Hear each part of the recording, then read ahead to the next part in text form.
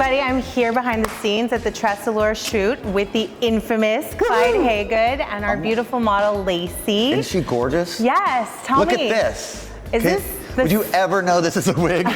No, definitely not. This might be my favorite one in the whole collection. This is California Beach Wave. Love it. And she's like a mixed tone colors, but you know, we've got some new products launching with the TressTech line, which I started using wig wax throughout the wig just to help bring out the texture. Yeah, tell me about that. And help chunk it up. Do you just spray it on the ends?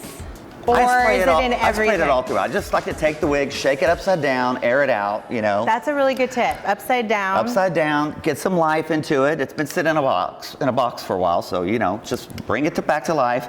But this one already has the layers built in and the texture built in, but the wig wax helps just give it that real California beachy vibe because it gives it a chunkiness and a texture that looks amazing. You haven't been able to get with a wig before. The California Beach Wave. And we've made it summery. The color is 142610. Thank you, Lacey. How do you feel about it? It feels natural. I mean, it's so close to my natural color. It feels like just another version of me, really. Awesome. Photo shoot ready. Thank you, guys. Right on. Fill us in a little bit later.